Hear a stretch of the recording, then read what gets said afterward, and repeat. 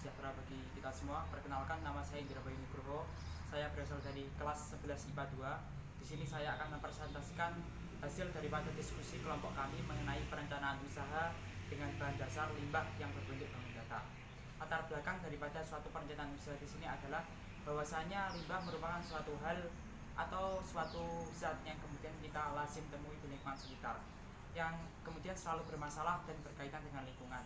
Sehingga kami di sini berusaha untuk menciptakan suatu terobosan bagaimana limbah yang tidak berguna atau kemudian telah dibuang dan menciptakan suatu masalah baru bagi lingkungan sekitar dapat diubah menjadi sebuah barang kerajinan yang memiliki nilai ekonomi serta nilai pengembangan UMKM nantinya di tengah masyarakat.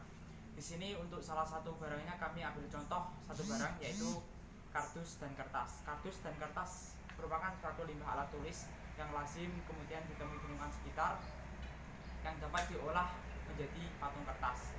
Patung kertas merupakan hasil daripada kertas yang telah kemudian diproses diproses dan kemudian dibentuk dan kemudian melalui beberapa proses dibentuk menjadi patung. Yang pertama harus dilakukan dalam suatu perencanaan usaha adalah menentukan tujuan usaha. Yang kedua, menentukan target pasar atau target pemasaran konsumen yang akan dituju. Dan yang ketiga adalah pemilihan bisnis yang tepat. Keempat, prediksi kebutuhan pasar. Dan kelima adalah penghitungan belanja modal. Yang terakhir kemudian rencana atau strategi daripada pemasaran produk tersebut. Yang pertama, tujuan usaha. Tujuan usaha merupakan hal yang sangat mutlak dalam perencanaan suatu usaha, karena tujuan usaha tersebut akan menjadi orientasi bagaimana manajemen usaha tersebut ke depan. Tanpa manajemen usaha yang baik, yang selaras dengan orientasi daripada usaha tersebut sendiri, kemudian UMKM atau usaha tersebut tidak akan berjalan dengan lancar nantinya. Yang kedua adalah menentukan target pasar yang akan dituju. Di sini kami merumuskan target pasar yang akan dituju adalah pelancong atau wisatawan, yang kemudian kami bagi menjadi dua alur.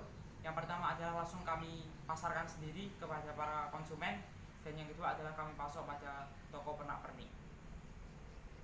Yang ketiga, kemudian pemilihan bisnis yang tepat. Kami di sini memutuskan untuk memilih bisnis dengan modal yang serendah-rendahnya dan menghasilkan keuntungan yang setinggi-tingginya sesuai dengan prinsip daripada ekonomi. Kemudian yang keempat, produk yang akan kami pasarkan. Kemudian mendalami konsep persaingan yang ada di dalam pasar nantinya, sehingga kami dapat merumuskan strategi pemasaran yang baik agar kemudian dapat memenangkan persaingan antara produsen yang secara sehat tentunya. Kemudian menentukan cara untuk melakukan pengujian terhadap produk. Pengujian produk di sini sangat penting karena akan berpengaruh terhadap stabilitas produk pemasaran nantinya dan terhadap tren di masyarakat.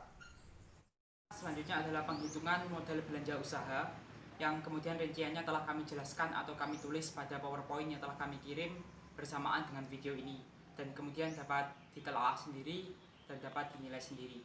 Kemudian yang keenam adalah rencana atau strategi pemasaran. Sebenarnya untuk rencana serta strategi pemasaran sudah kami jelaskan sebelumnya pada bagian 1, namun kami akan menjelaskan kembali agar mudah dipahami.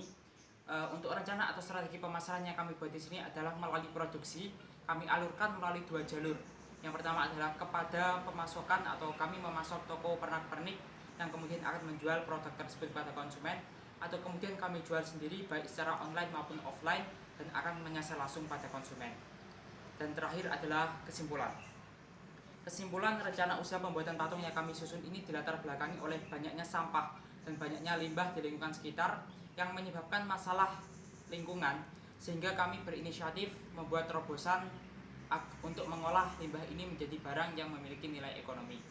Terima kasih, itu saja yang dapat kami jelaskan dan kami paparkan melalui presentasi ini.